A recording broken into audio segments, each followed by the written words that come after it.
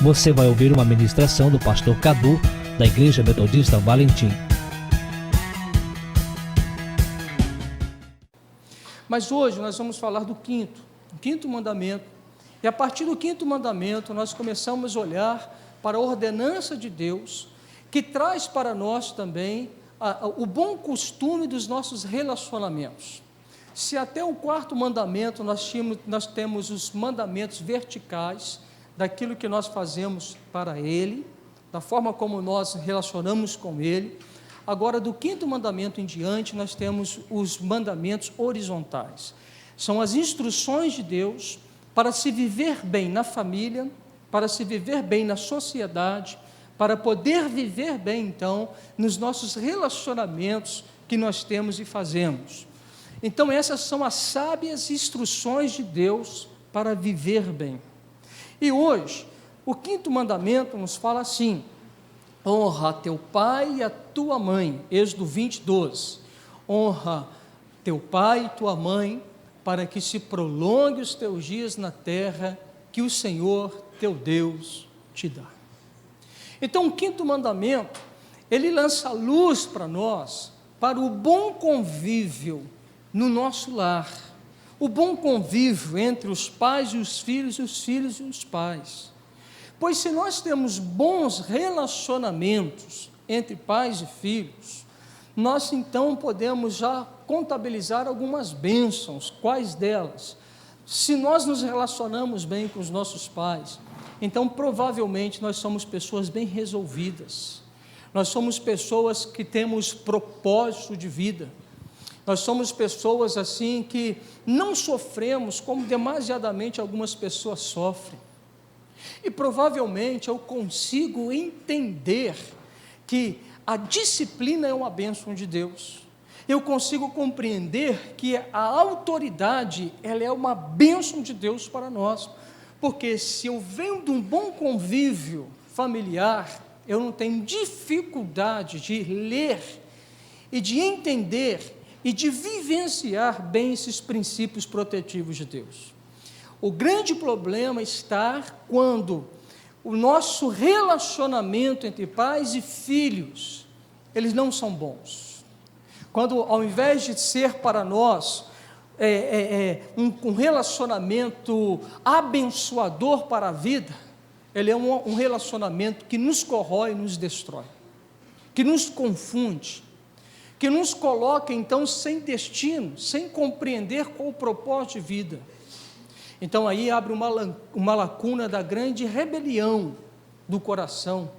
Por quê? Porque nós estamos em eterno conflito com os nossos progenitores, com os nossos pais, a quem Deus nos colocou para ser autoridade sobre a gente. E é justamente dessa desordem familiar é que demanda a desordem social. É justamente da desordem do coração do filho com o pai e do pai para com o filho que nascem as maiores violências, as maiores contendas, as maiores atrocidades humanas que são praticadas. Os suicídios, tudo que você imaginar. Elas procedem justamente de um coração que se divorciou dos pais e um coração dos pais que se divorciaram dos filhos. Portanto, nós temos aqui uma boa palavra de Deus para vivermos bem com os nossos pais viverem bem conosco, os filhos. Bom, 100% de todo mundo que aqui está é filho. E provavelmente nem 100% do que aqui estão ainda são pais. Então essa palavra ela vai encontrar-nos em duas situações. Uma como filho, 100% para cada um de nós. E outras como pais, talvez 70% para a gente. Mas, mesmo você não sendo pai, até sendo um solteiro, que não está nem namorando, um dia nós profetizamos que você vai encontrar alguém, você vai namorar alguém, você vai noivar com alguém, e você vai casar com alguém, né? E aí, nesse grande dia, você vai gerar os seus filhos. Ou seja, se nós ouvirmos atentamente a palavra e guardarmos no nosso coração, essa palavra vai ser do nosso guia para esse grande dia quando casarmos, quando tivermos o nosso cônjuge e quando tivermos os nossos filhos. Então, sela essa palavra no teu coração, recebe ela com bom grado, porque ela é a instrução de Deus para a sua vida. Primeiro, a gente precisa entender, e vamos lá abrir agora, lá em Colossenses, melhor dizendo, Colossenses 3, é um texto que vai nos falar bastante a respeito do relacionamento do pai e o relacionamento do filho. Então, Colossenses, no capítulo 3, a partir do versículo 18. Você abre a Bíblia lá, por favor. Também está aqui na transparência, né? Vou dar um tempinho para que você ache aí. Colossenses, no capítulo 3, a partir do versículo 18. Uma instrução, primeiro, para a esposa e o marido. Começa assim. A instrução, ela fala: esposas, sede submissas ao próprio marido, como convém no Senhor. 19 diz assim: maridos, amai vossa esposa, e não a trateis com amargura. E no 20, a instrução dos filhos: filhos, em tudo obedecei a vossos pais, pois fazê-lo é grato diante do Senhor. E o 21, pais, não irriteis os vossos filhos, para que não fiquem desanimados. Então aqui está uma instrução para a família, está uma instrução para a esposa, está uma instrução para o marido, está uma instrução para o filho, e tem uma instrução para os pais. É interessante que a palavra, ela começa primeiro olhando para o esposo e para a esposa, porque o homem e a mulher, enquanto casados, enquanto uma só carne, eles são referenciais para os filhos. Quando nós constituímos bons casamentos, quem ganha com isso são os nossos filhos. Quando a esposa, ela se submete à ordenança de Deus, e ela é submissa ao seu marido, ela está acrescentando e entesourando as bênçãos sobre os seus filhos. E falar sobre submissão hoje dá até arrepio em muitas mulheres, porque a gente fala assim: mulher, seja submissa. E dentro daquelas mais feministas, elas recebem isso no ouvido como uma afronta para a vida. Como eu vou ser submisso ao meu marido? Que isso? E aí eu sou levado a entender que geralmente as mulheres que têm dificuldade de serem submissas ao marido, provavelmente a sua família ou a sua mãe, a esposa do seu pai, não era também submissa ao seu pai. Talvez você pegou um referencial que marcou a sua vida e caminhou por ele. Ou talvez é aquela esposa que foi machucada pela autoridade. E ela então, assim, ela fala: submissão não. Porque o referencial do casamento do pai e da mãe é um referencial ruim, aonde eu via a minha mãe sofrendo no casamento, e um pai carrasco. Ou quando eu via o meu pai chorando e lamentando por causa da minha mãe, uma mãe diferente. E como esse casamento, ele não foi um casamento para a glória de Deus, e olha, eu estou entendendo até casamento de cristãos, mas não quer dizer que todo casamento de cristãos é para a glória de Deus. Mas como esse casamento não foi um casamento para a glória de Deus, ele marcou com referenciais negativos na vida dos filhos. Porque ao invés do pai e da mãe proteger os filhos, eles colocaram os filhos à exposição de algo ruim. Quando a gente pensa a submissão, a gente não está dizendo que é uma submissão às cegas nesse sentido. Mas a palavra submissão, ela é clara, ela fala assim: se colocar sob a missão de alguém. E a gente tem dito assim, né? Você quer casar com quem está solteiro quer casar. São raríssimas pessoas que não querem casar, mas quem está solteiro quer casar e quer casar logo. E geralmente a condição que nós escolhemos para casar com alguém é o quê? É o quê, gente? Como que nós escolhemos alguém para casar? A gente escolhe pela aparência física, né? Aí eu falo assim para aqueles: olha a sogra, Porque a sua filha, sua esposa vai ficar igual a sogra, né? Se você está casando por aparência física, então você olha para a sogra, né? Se a sogra estiver judiada, sua esposa um dia vai ficar judiada, né? Então, assim, quem está escolhendo por aparência física tem que entender que a gente envelhece, que a gente não tem juventude para sempre. Aí, quais são as outras questões que a pessoa escolhe para poder casar? Fugir de casa, sair da casa opressora. A minha casa é uma casa que me oprime, então estou doido para poder casar, para eu sair dessa casa opressora. É um motivo que as pessoas casam. O golpe do baú é outro motivo. Eu quero ficar rico, então eu vou casar com uma mulher rica. Aí você olha assim, aquela pessoa nova casando com uma coroa. Aí você fala assim, porque aquela coroa é adornada de diamante e ouro. Né? Mas é uma coroa, é uma incompatibilidade de anos. Quais os outros motivos que as pessoas estão casando, gente? Não são esses, os movimentos assim, tem gente que está casando porque avançou, passou com o carro na frente do boi, engravidou. Aí, para poder legalizar o negócio, vão casar. Tem muitos motivos que nos fazem casar com pessoas. Mas o motivo que a Bíblia instrui a mulher é a questão da submissão. Rapaz, olha, moças, vocês têm que entender isso. Está certo, talvez o coração vai bater mais acelerado para como diz aquela canção, moreno alto, bonito e sensual, né? O coração, de repente, vai bater acelerado para estes.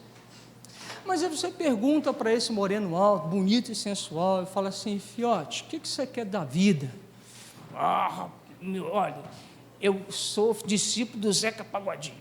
É mesmo? O que é Zeca Pagodinho? Meu lema é, deixa a vida lhe levar, vida leva eu. Eu estou assim. Gente, com toda sinceridade, aí a mulher casa com o Zeca Pagodinho da vida. Para onde que ela vai? Para onde a vida levar. Porque o seu marido está dizendo isso para ela, eu vou para onde a vida me leva. Ele não tem um propósito, não tem um referencial de vida. Aí a mulher, ela precisa ser submissa. Ela precisa se colocar sob a missão do seu marido. Porque Deus criou a mulher para ser auxiliadora, não é isso que está o texto lá em Gênesis? Lhe far-lhe-ei uma auxiliadora. E a mulher, ela não consegue exercer o chamado dela de ser auxiliadora. Por quê? Porque ela não quer se colocar debaixo da missão do seu marido. E ela não coopera com ele. E na realidade são daqueles casamentos que muitas vezes as pessoas o contraem e que você percebe que os chamados vão morrer, que os propósitos vão entrar à míngua. Aquele velho ditado que a gente fala assim, o rapaz casou mal. Porque a mulher não está disposta a seguir o marido. Por isso, tudo que ele fala é pesado demais. Por isso, tudo que ele fala, a gente retruca, e dizendo assim, não, mas você que é o pastor, dentro da questão ministerial, o problema é teu, o rolo é teu. Se um pastor tem uma esposa dessa estirpe, penoso é o matrimônio dele, porque a sua esposa não coopera com ele, e vice-versa. Portanto, o homem ele tem que ser muito consciente daquilo que ele quer em Deus. Ele tem que conhecer um chamado dele. Gente, você pode casar com um camarada que não tem um tostão furado, mas se ele tem um propósito, casa com ele e apoia ele. Se esse é o propósito que move o seu coração, é o meu propósito que move o coração daquele homem, pode casar com ele. Ele ganha um salário mínimo, mas pode casar, junta com ele, agarra com ele. Que se o propósito dele for um propósito claro em Deus, querido, você vai crescer com ele. Então não tenha medo. Pastor, mas se ele for banguela, casa com ele. Profeticamente profetiza um dente de ouro. Casa com esse homem. Esse homem é um homem de Deus para você. Amém? Então, os casamentos, eles precisam ser constituídos sob o propósito de Deus. Muitas das vezes, quando nós pulamos essa parte, nós nos encontramos em dificuldades no nosso casamento, porque nós transgredimos um princípio normativo da vida de Deus. E quando nós nos vemos no casamento, Cláudio, nós estamos vivendo um casamento que é, rapaz, terrível. E aí a gente começa a entender os princípios, como foram os princípios da vida. E a gente percebe que lá nos princípios da vida, nós iniciamos muito mal. Então, essa é uma questão. Então, assim, pastor, eu casei, por que o senhor não foi meu pastor da minha juventude? Aí eu costumo dizer assim, não ia adiantar.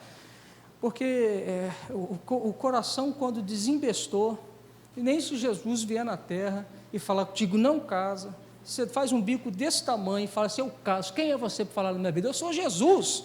Fala assim, não, mas eu vou fazer o que eu bem quiser. Gente obstinada, não ouve ninguém. E mesmo assim, não precisava de ter um pastor que falasse isso, só precisava de ler a Bíblia. E lendo a Bíblia ia saber dessas coisas. Então a gente está naquele campo que não tem desculpa para os nossos erros.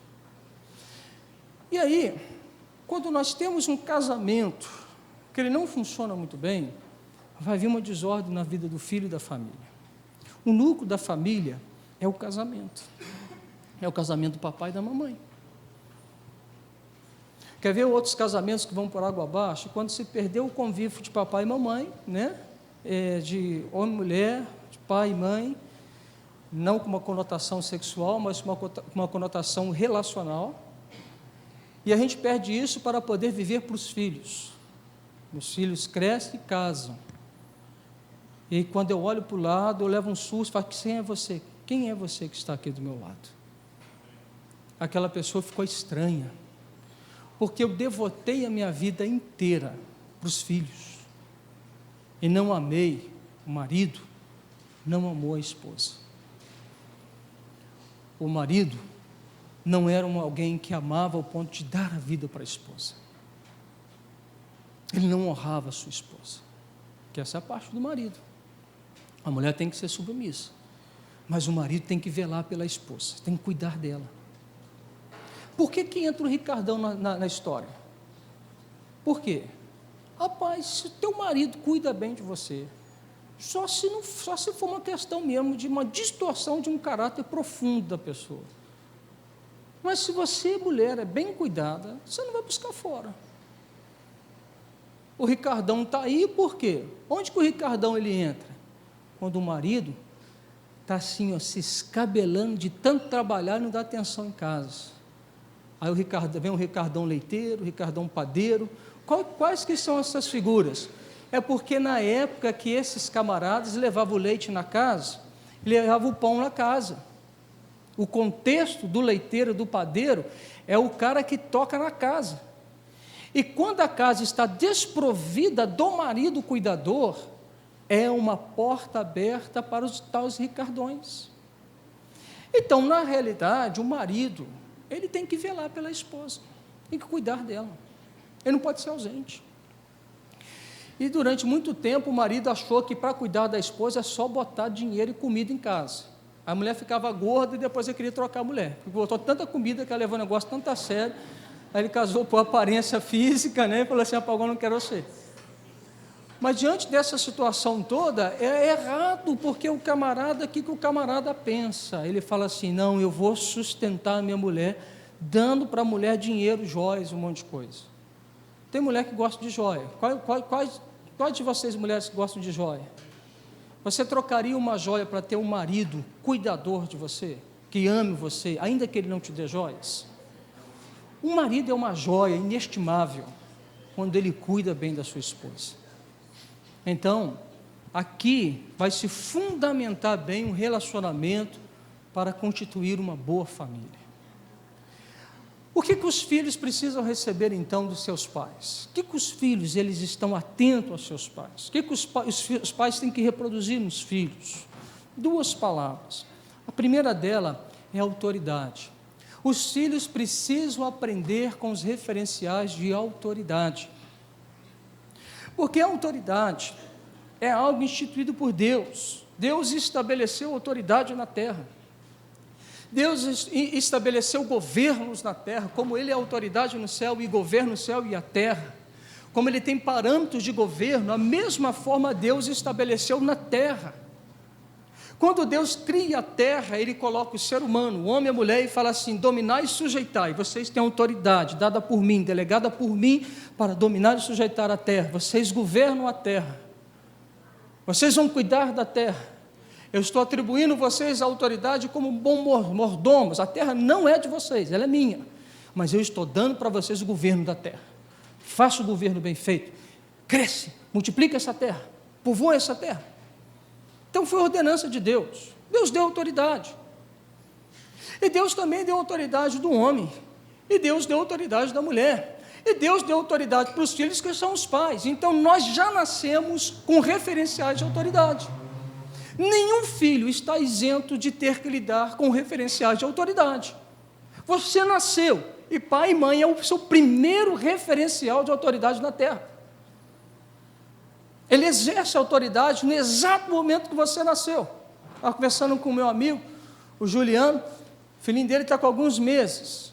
Ele falou assim: rapaz, o menino já está manhoso, então ele já está dando as broncas do menino com um mês de nascido. Nós já nascemos sob padrões de autoridade. Agora, pai, que tipo de autoridade você tem sido? Qual o referencial de autoridade que você tem delegado ao coração do seu filho? Você, pai, é responsável para dar referenciais sadios e protetivos aos seus filhos sobre uma autoridade benéfica. Aliás, toda autoridade ela é benéfica. Eu vou te explicar isso. Pastor, mas tem aquelas autoridades que são ruins, mas são benéficas. Mas são benéficas. Porque geralmente a autoridade ruim é um instrumento de Deus para converter o seu coração. É a encrenca que Deus enviou para você, para tratar com você. Então ela é benéfica. Ela não é ruim. Porque a autoridade ela vem de Deus. Então, eu comunico a autoridade pelo exemplo. Que autoridade existe nisso aqui? Vou pintar uma cena para vocês. Filho, vai para a igreja. Ah, não vou não, pai. Quero ficar em casa. Vai para a igreja, rapaz. Não, eu quero ficar aqui. Eu estou te dizendo, vai para a igreja. Ah, mas você não vai na igreja? Cala a tua boca e vai com a tua mãe, que eu mandei você ir. Tá bom. O pai está em casa. E o filho foi para a igreja na marra. Qual o exemplo que você deu? O exemplo de uma autoridade castrativa, que magoa, que machuca as pessoas. O seu filho começou a criar uma revolta no coração a seu respeito. Que ele diz assim: ele está mandando fazer uma coisa, mas ele não faz.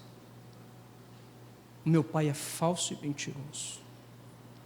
Primeira informação que entrou no coração do seu filho. Porque os filhos, eles precisam de exemplo, e não precisam muito de palavra. Os filhos precisam ver os seus pais, o que eles fazem, não simplesmente o que eles falam. Porque na realidade tem muito pai se comprometendo porque fala demais e faz de menos. Então, os referenciais que os filhos vão assumindo são de falsidade de um pai, que não exerce a sua autoridade pelo exemplo. Então, nós precisamos seguir, nós precisamos de referenciais, pessoas com quem nós possamos olhar e falar assim: eu quero ser igual a ele, eu quero andar igual ele andou. E eu confesso a você o seguinte: amém, a gente fica feliz em escutar filhos que dizem assim: a minha mãe é um espetáculo de mulher, a minha mãe, aquela mulher é uma mulher de oração, aquela mulher é uma mulher assim, aquela mulher é uma mulher assada, aquela mulher é isso. É bom ouvir esse reconhecimento do filho, mas quando o filho elogia demasiadamente a mãe, eu pergunto: cadê o pai nessa história? O pai abandonou a casa, o pai não foi um bom referencial. Mas mexe mais comigo quando o filho, ele diz: pai, você é meu herói, pai, eu amo o Senhor, pai, eu quero ser igualzinho o Senhor. Quando um filho consegue falar isso a respeito do seu pai, você percebe o bom discipulado que o pai exerceu no filho. O pai caminhou com o filho, o pai marcou a vida do filho. Eu não estou querendo trazer aqui uma situação, inferiorizar a mulher, não é isso. Mas eu quero que você entenda que o pai, ele marca positivamente os filhos mais do que a mãe, porque o pai, ele é aquele camarada que lança os filhos, a mãe é aquela que protege. Geralmente o filho que não tiver um pai presente, foi um filho que cresceu com dificuldade de saber o que quer na vida. E geralmente esse filho é mimado, porque a mãe super protege. E não tinha um pai que falasse assim: sai da barra da saia, vai meu filho. Então ele ficou preso, tímido, superproteção paralisou o cara. Então a gente precisa, na realidade, da harmonia dos dois. A engrenagem tem que funcionar com os dois. Enquanto o pai vai lançar, e o filho vai ter o referencial. Poxa, eu quero isso aí, que legal, tal. Não é assim? É ou não é? Geralmente é assim que acontece.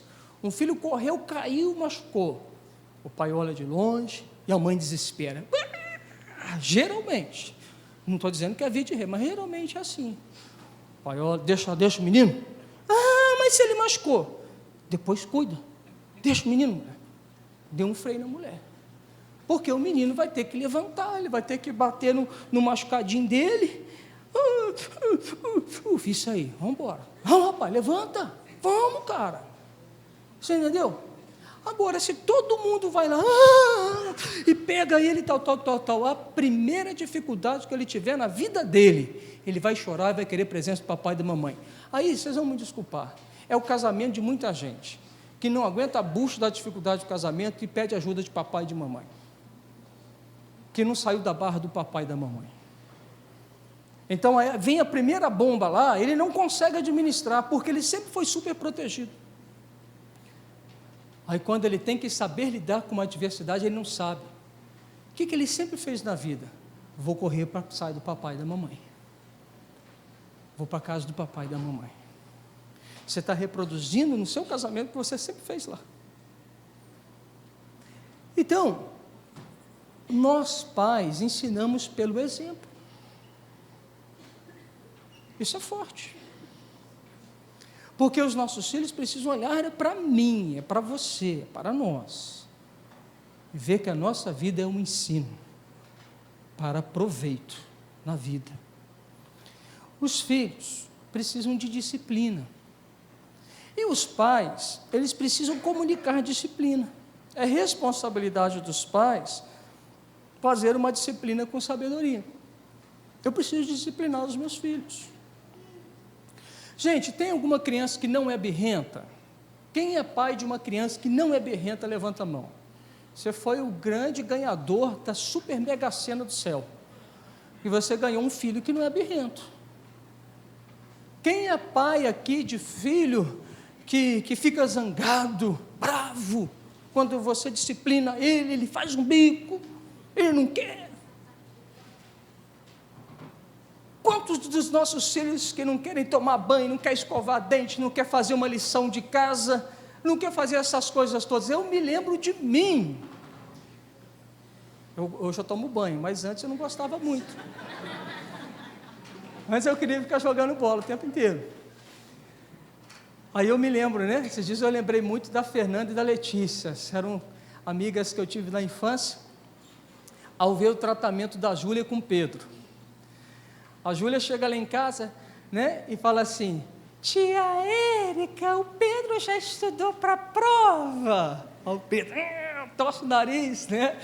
E aí ela é mó entrega. A Fernanda e a Letícia era assim, estava jogando bola. E ela chegava assim e falava assim: tia Nilma, o Dudu já estudou para a prova. Dudu, meu filho, vai ter prova amanhã. Já para casa.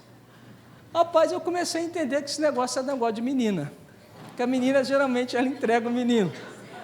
Né? Alguém tem alguma parte da história dele que foi assim? A gente começa a entender que esse negócio está mais ligado à menina e ao menino.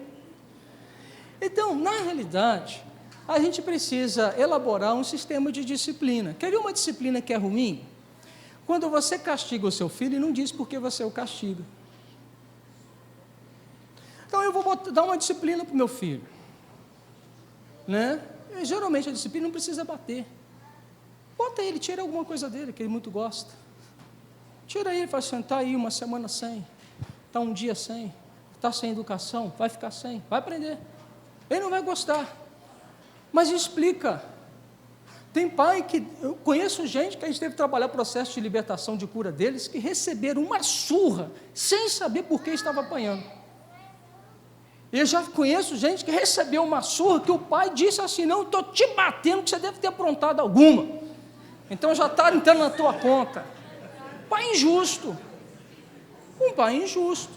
O filho nasceu com uma revolta no coração, mas por que ele me bate? O filho que apanhou injustamente, quem fez foi o irmão. Ele quis dizer algo. Não, não fui eu, foi o irmão. E o pai não escuta, mas bate no filho. O filho vence com uma revolta no coração.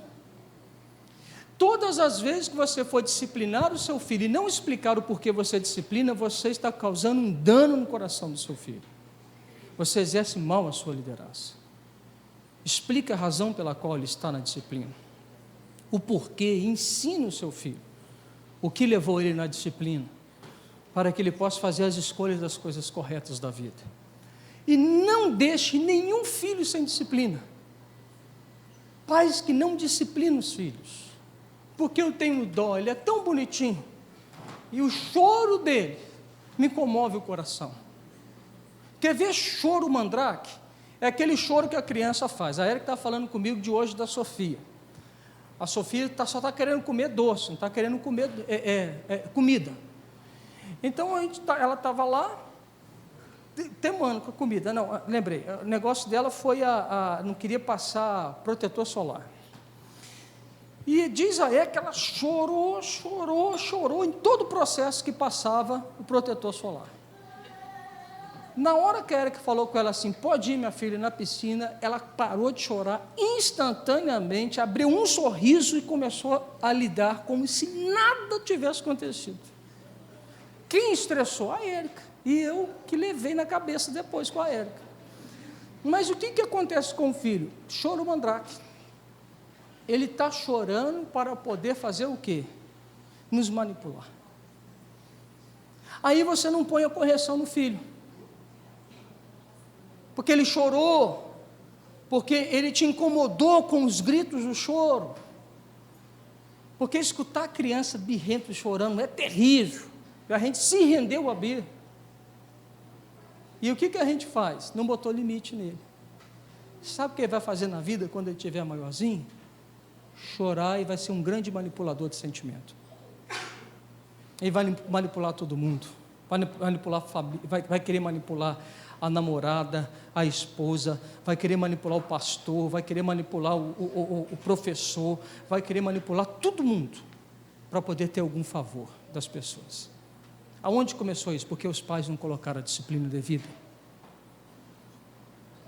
Então agora eles passam a ser manipuladores na vida. Aonde que entrou a distorção nisso? Falta da disciplina. Uma outra situação é o referencial. Você já parou para perceber que no mundo não tem mais referencial? Já? Qual é o seu referencial de um bom político? Não existe.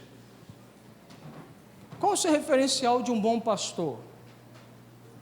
Talvez eu possa ser um referencial para você. Amém por isso. Mas qual um referencial nacional? Não existe. O Malafaia, para uns ele pode ser referencial, para mim ele não é referencial.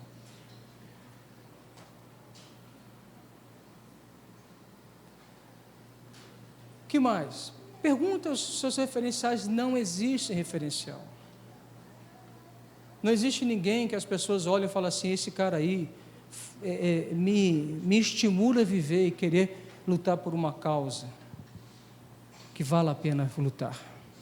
Não tem. Aí eu estou olhando aqui para o Nevail e pensando no meu respeito, e respeito de cada um de nós.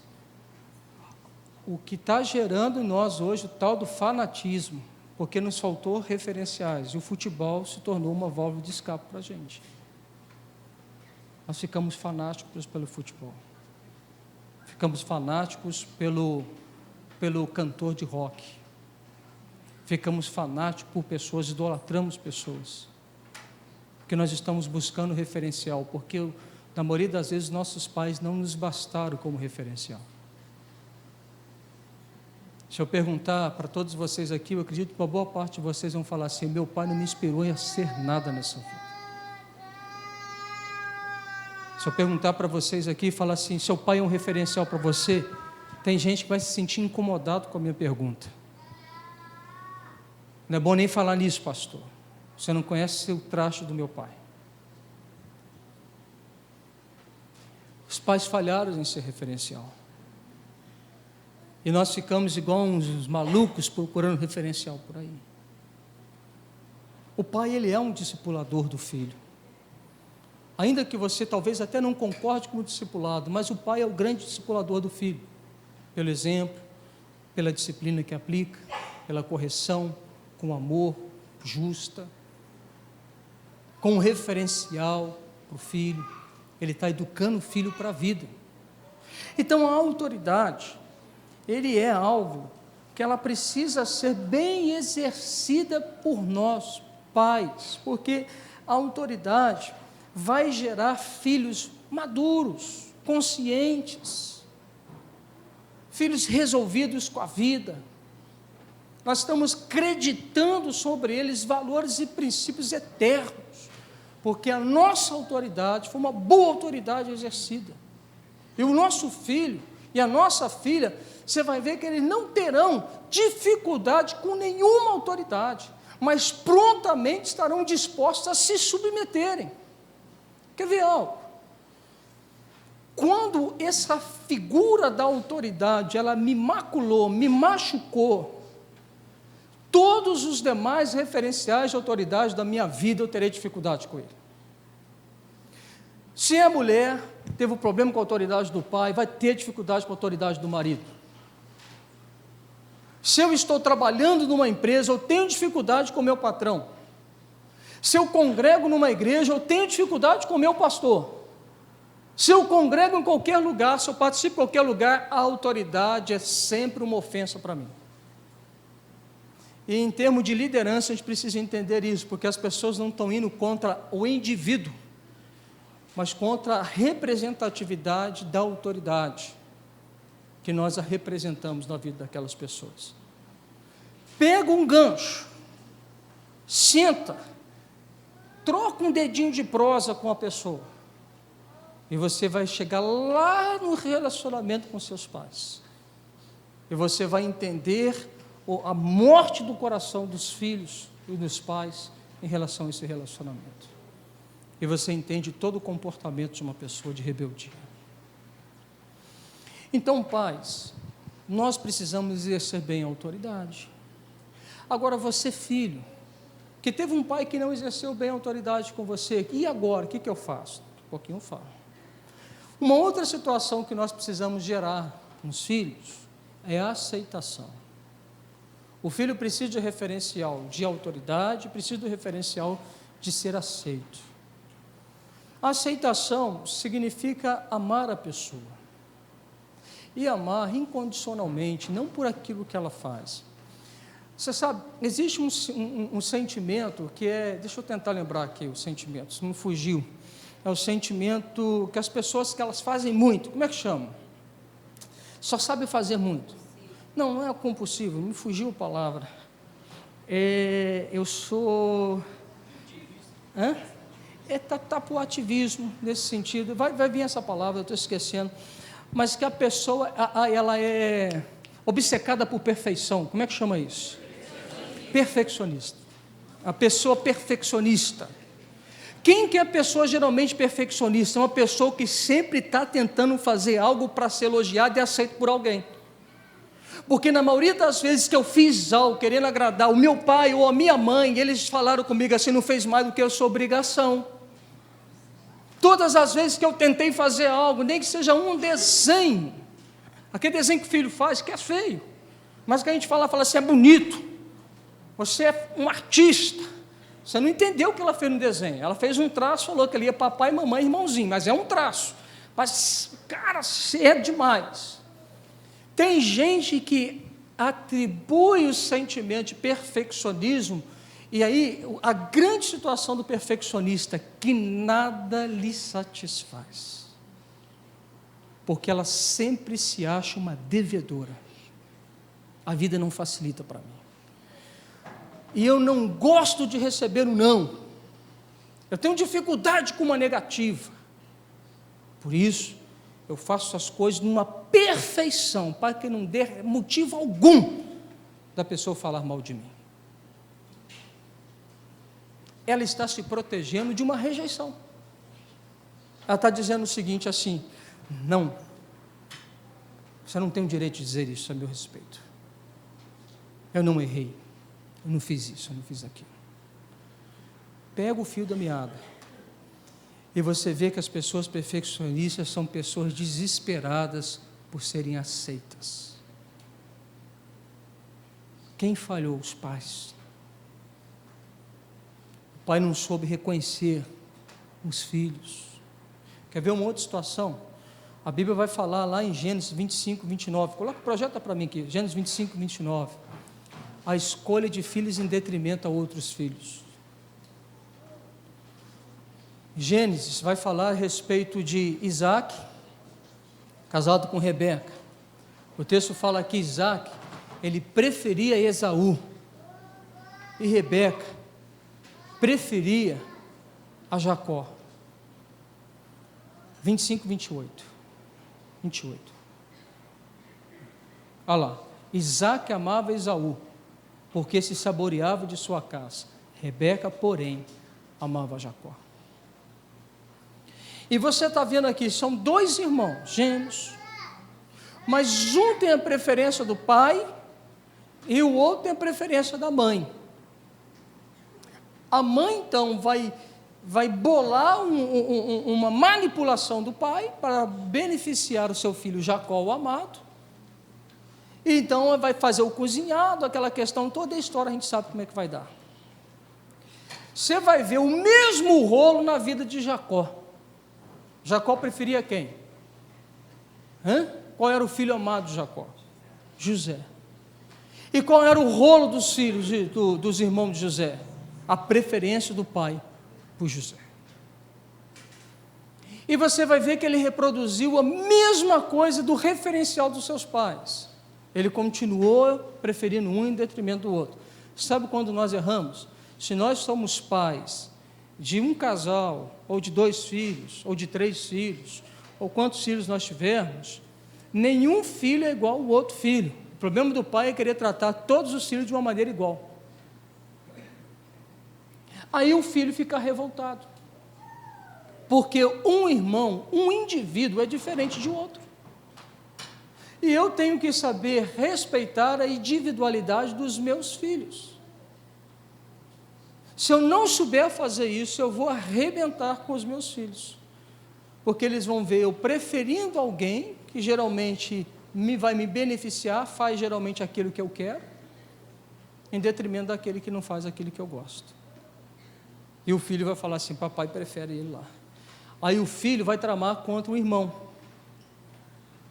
porque ele vai falar assim: esse meu irmão tirou o meu lugar. Nasceu violência no coração do irmão. Aí o que vai acontecer? Briga entre as famílias, irmão brigando com o irmão, problema de repartir herança. Aí todo mundo revela o coração de cada um. O ganancioso se mostra ganancioso, as pessoas fazem violência por causa de uns míseros trocados. E a gente vai começar a conhecer o coração dessa cambada. Aí o que eu quero que você entenda? Você precisa aceitar o seu filho. Aceitar o seu filho é aceitar a pessoa do seu filho. Não é você concordar com o pecado do seu filho, não é passar a mão no pecado do seu filho. O filho pródigo, o pai passou a mão no pecado dele? Não. Deus passa a mão quando nós pecamos? Não. Mas Deus nos deu um referencial de aceitação irrestrita da pessoa, e de ódio, ou de um ataque em veemência ao pecado. Eu preciso amar. Preciso amar a pessoa porque ela é uma pessoa, porque ela é um filho que Deus me deu, que Ele veio de Deus para mim. ele pode não ser um deleite meu, ele pode não agradar o meu coração como eu gostaria que ele me agradasse, mas eu preciso amá-lo, preciso aceitá-lo como meu filho. Quantos pais que estão colocando os filhos para fora? Mas o meu filho é um drogado, o senhor não sabe o que eu passei com ele. Ame seu filho, ame ele,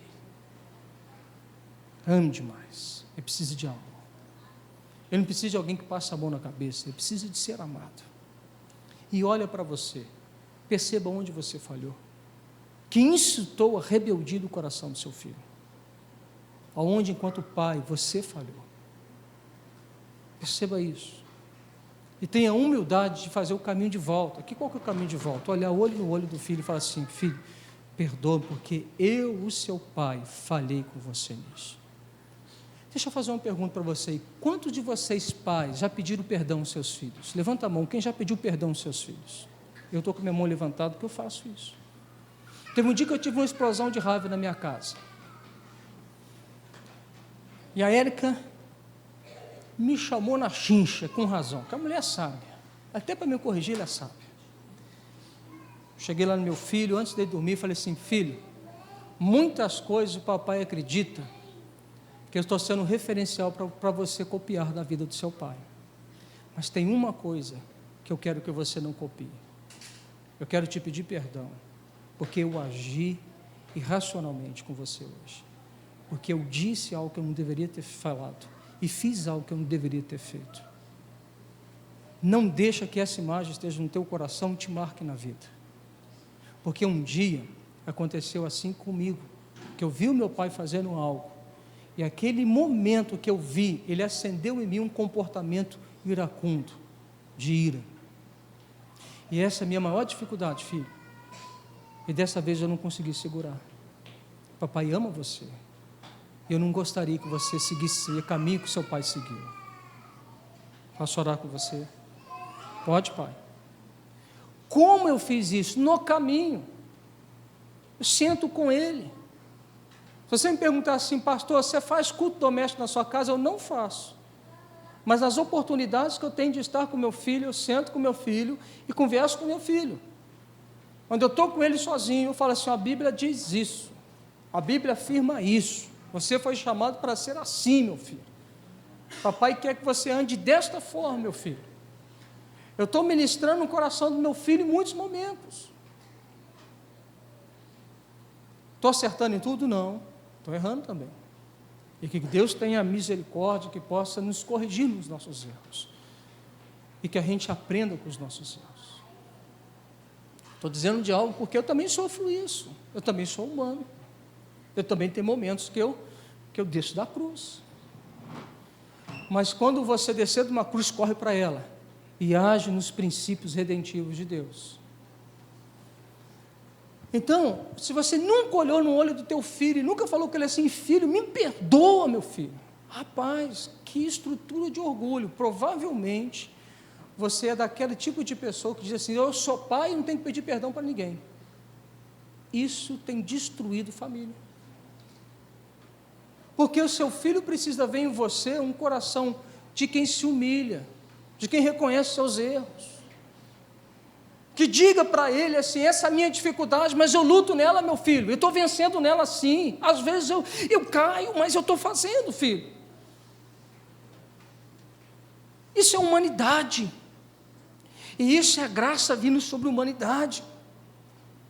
É isso, mostrar para os nossos filhos assim: filho, a graça de Deus tem me sustentado, eu tenho amado esse Deus. E na maior dificuldade que o seu filho tiver que enfrentar, ele vai aprender com isso, porque ele viu você fazendo. Deixa eu fazer uma outra pergunta para vocês: quantos de vocês pais, que os teus filhos já te viram com os joelhos dobrados, orando na sua casa? Quantos? Levanta a mão. Quantos que os seus filhos te viram orando? Olha que quanto, muito pouco. Eu já faço algo providencial. Eu já entro para o quarto, deixo o quarto com a porta aberta. E às vezes meu filho entra lá, Sofia entra lá, eu estou orando, estão me vendo orar. Seu filho de vez em quando desce com o rostinho dela perto de mim, para, fico olhando, dou uma piscadinha de olho para ela, me vejo orando. O pai de vocês dobra o joelho. O pai de vocês ama Jesus, eu estou dobrando meu joelho. Me vejam, filho. É muito mais poderoso esse testemunho do que eu falar para o meu filho assim, vai orar. Se o seu filho nunca te viu orando, desculpa, você é um grande hipócrita de querer cobrar ele que faça algo que você não faça. Os teus filhos têm que ver que a sua palavra é verdade e não mentira. Eles vão perceber isso quando eles verem você fazendo. Às vezes eles não vão nem compreender no início. Às vezes eles nem vão orar depois. Mas você está entesourando o tesouro no coração deles. No momento oportuno, eles vão fazer. Pode ficar tranquilo, eles vão fazer. Então, a gente precisa entender isso. A nossa autoridade, ela precisa ser assim com os nossos filhos. Os nossos filhos precisam receber essas informações dos pais, para que a gente tenha uma família bem ajustada. Quer ver uma outra situação? O que cabe aos filhos, então? Se o pai anda com padrão de autoridade, de aceitação, se o casamento é um bom casamento, se ele vive bom casamento, então ele está jogando muitas informações, ele está entesourando no coração dos filhos. E qual a responsabilidade do filho? Honrar o pai e a mãe. O que é honrar o pai e a mãe? Olha, honrar é você reconhecer que o seu pai foi dado por Deus. É você reconhecer que o seu pai representa a figura autoritativa de Deus. Ele pode representá-la mal, é verdade. Mas eu aprendo alguma coisa sobre honra. Eu aprendo lá em Gênesis, eu só vou esquecer o nome dos três, mas você lembra. Sem, Jafé e Cã.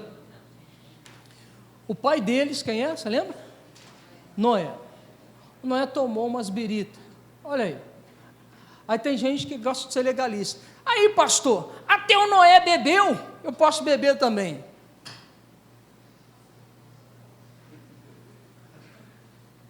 Qual a consequência da bebida do Noé? O cara encheu a cara, chapou. Ah, mas eu bebo socialmente. Quer dizer que você nunca ficou chapado. Você se controla. Eu sou levado a entender que você acredita em Papai Noel até hoje. Aí, o Noé tomou lá. Ficou bêbado.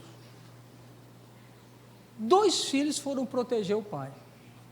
Lembra o nome dele? Sem Jafé. Um filho foi para descobrir a nudez do pai. Lembra o nome dele? Cã.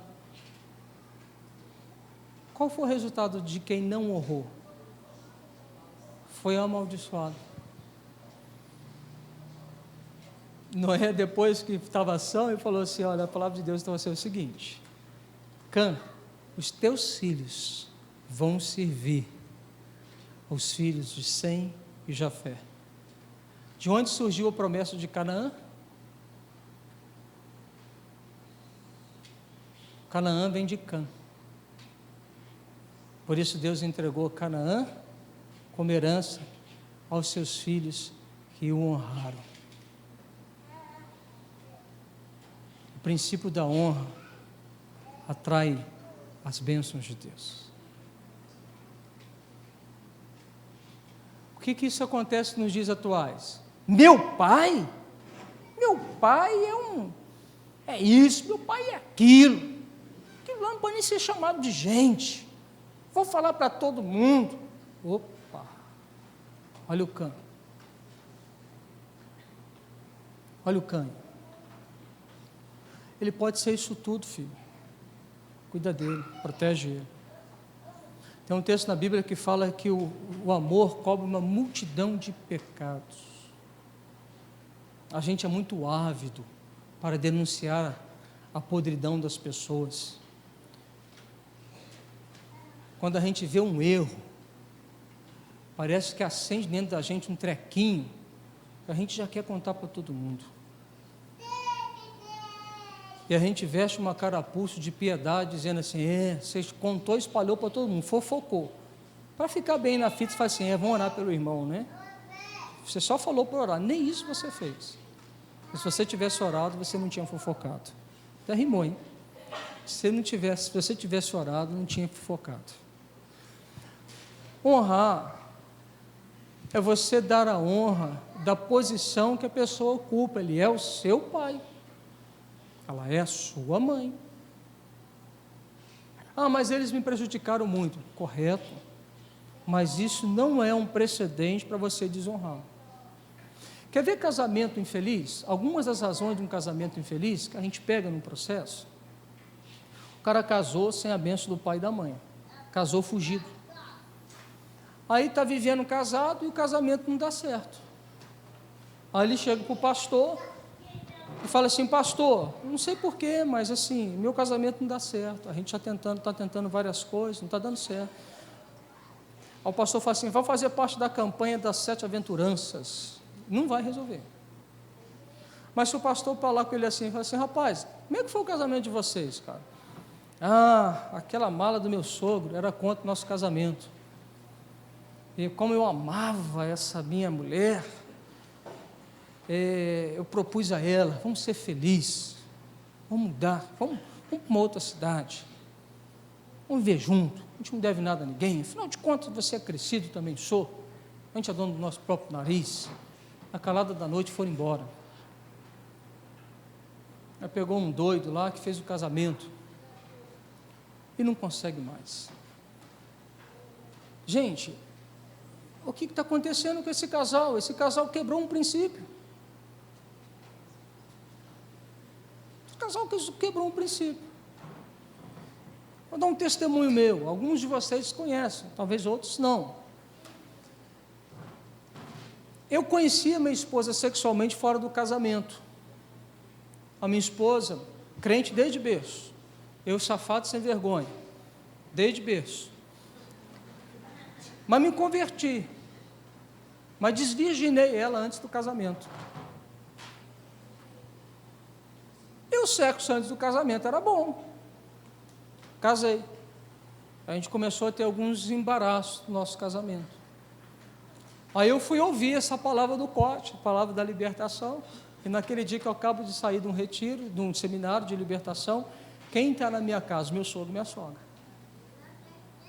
O que nós fizemos com o sogro e com a sogra? Olhamos na cara dele e falamos assim, eu e a minha esposa, nós queremos pedir perdão a vocês, porque nós desonramos vocês, porque nós nos conhecemos antes do casamento.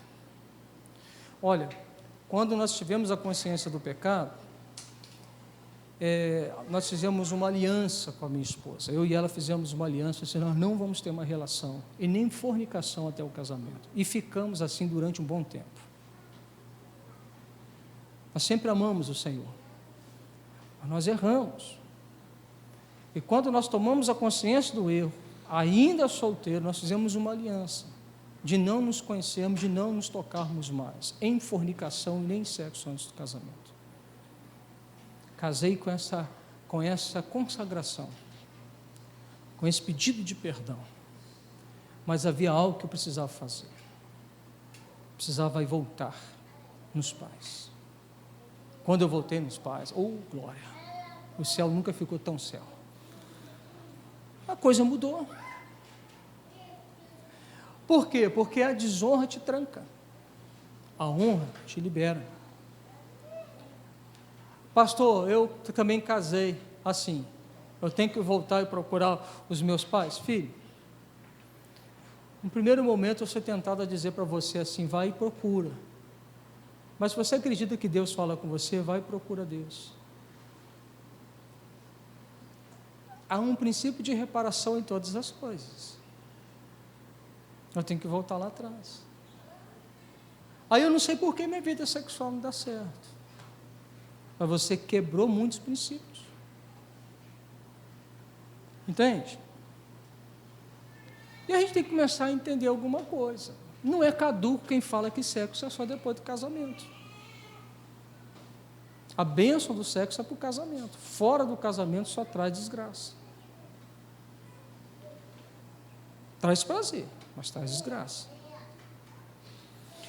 Então, mas essa é outra questão, a gente falar lá na frente depois, sobre sexualidade. Mas o que aconteceu? Eu e a minha esposa, nós tivemos que fazer um concerto com o coração do pai, paterno. Foi bonito, Adelina, porque na hora que o senhor Francisco e a dona Nini entenderam, eles são crentes. Eu perdoo vocês.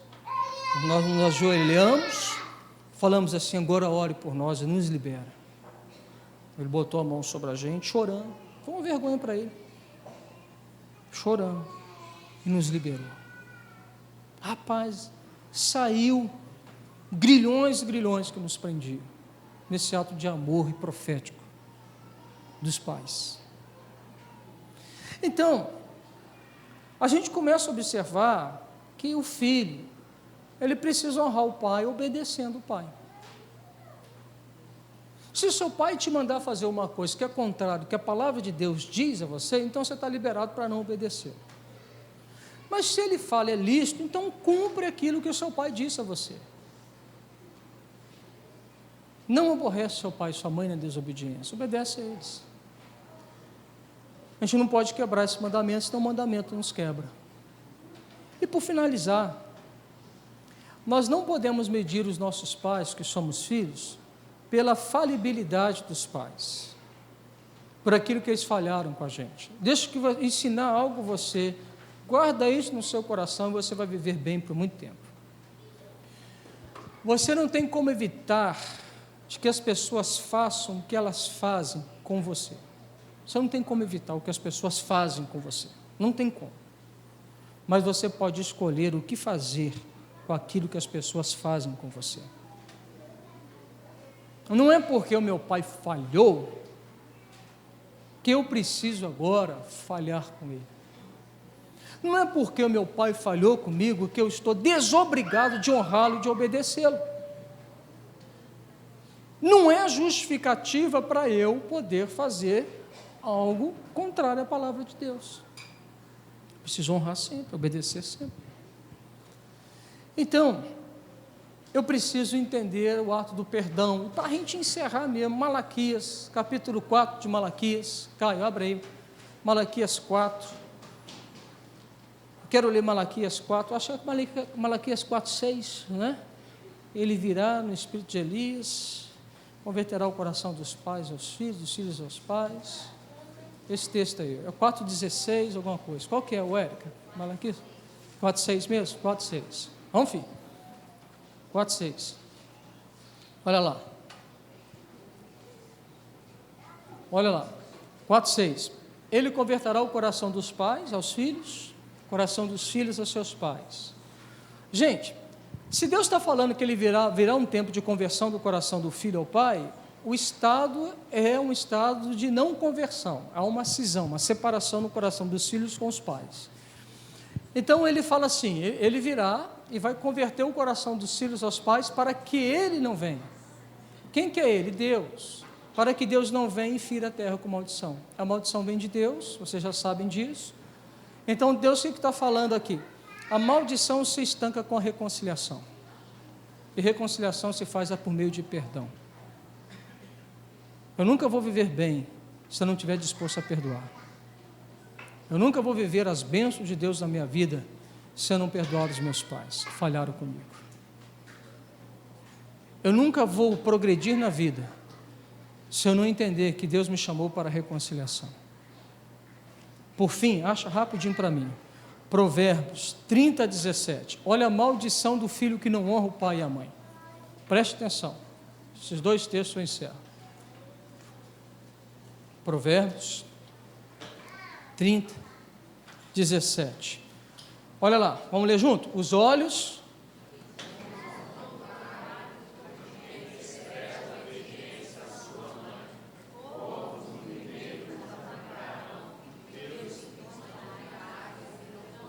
meu Deus, vai comer o quê?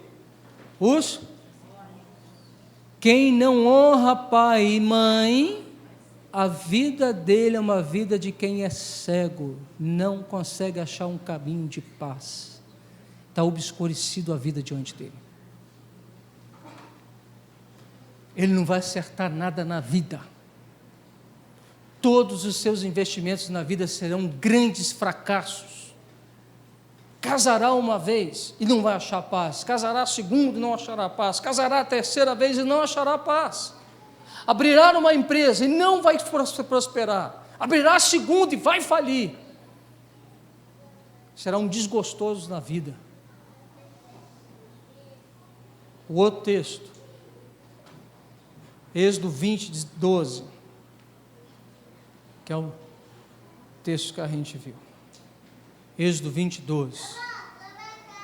Honra o teu pai, para que os seus dias se prolonguem sobre a face da terra. Se eu não honrar o meu pai, o que vai acontecer? A minha vida vai ser encurtada. Então você está atraindo morte para você. E olha, aliás, não precisa nem se esforçar muito para poder pensar nisso. A quantidade de jovens que morrem, porque estão o quê? Problema com o pai. As pessoas que estão usando droga, problema com seus pais. Pode pegar aí. Aí vão para a droga. A droga é uma droga. Está ceifando jovens, matando um monte de jovens. A vida da sexualidade desenfreada. Está um monte de gente morrendo doente. Desgostoso com a vida, se suicidando. Porque eles não foram correspondidos, porque ninguém me ama. O que está se cumprindo? A palavra de Deus. Então, o quinto mandamento é o mandamento para viver bem em família. O quinto mandamento é a preocupação de Deus para que eu e você vivamos bem a vida do lar. O quinto mandamento é para que o pai e a mãe se ajustem, seja um bom casamento, amem um ao outro, e amando um ao outro, ame os seus filhos, sejam referenciais de autoridade, sejam referenciais de quem aceita os seus filhos. E os filhos, honre os teus pais, honre a eles, para que a sua vida seja abençoada. Então, o que Deus está ensinando aqui? Um bom relacionamento familiar. Aí eu te pergunto, você tem um bom relacionamento familiar? Gente, sem uma falta, assim, vamos ser sinceros, seja transparente. Você vive um bom relacionamento familiar? Aonde que nós transgredimos os princípios? Não bota na conta de ninguém, não. Hoje você não vai botar na conta de ninguém. Hoje você não vai acreditar na conta de ninguém. Aonde você adulterou o princípio de Deus? Você, pai, que está chorando pelo seu filho, aonde você adulterou o princípio? Aonde você falhou como autoridade e como pai que aceita o filho? Você, filho, aonde que você adulterou o princípio da honra dos seus pais? Em quais momentos que você tem desonrado seus pais? Quando eu tenho a coragem de olhar para essas coisas, e quando eu tenho coragem de dizer assim, sou eu errei, eu estou nessa não por causa de Deus, eu estou nessa não porque Deus é carrasco comigo, porque Deus Ele me ama, porque Deus Ele me disse, Deus me orientou sobre a vida, Deus me disse como viver bem, e eu ignorei a voz do meu Deus. Eu estou nessa porque eu entrei nela. E como eu faço para sair desse lugar que eu entrei? Acionando os princípios redentivos da cruz de Cristo. Vivemos princípios de renúncia, de humilhação, de quebrantamento e de perdão. Nós saímos desse lugar para um lugar em Deus, para que se cumpra em nós todos os propósitos, desígnios do coração de Deus para a gente. Eu quero dizer a você que tem pai que precisa olhar no olho do filho e dizer assim, eu sou culpado por você estar onde você está, que eu negligenciei.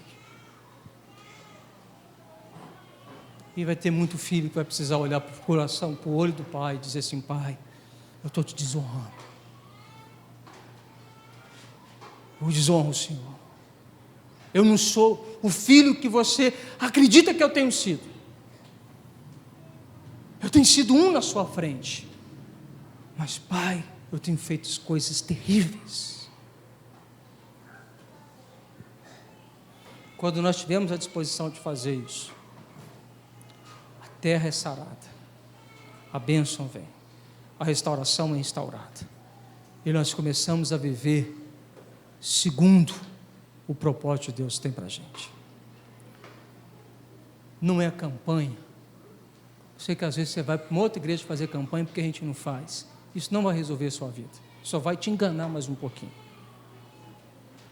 Isso só vai te tapear um pouco mais, porque as coisas de Deus se resolvem cara a cara com Ele, cara a cara com as pessoas. É assim que o Evangelho diz, é assim que o Evangelho é, puro e simples. Deus não errou ao nos dar o 5º mandamento, Deus acertou em nos dar o 5º mandamento.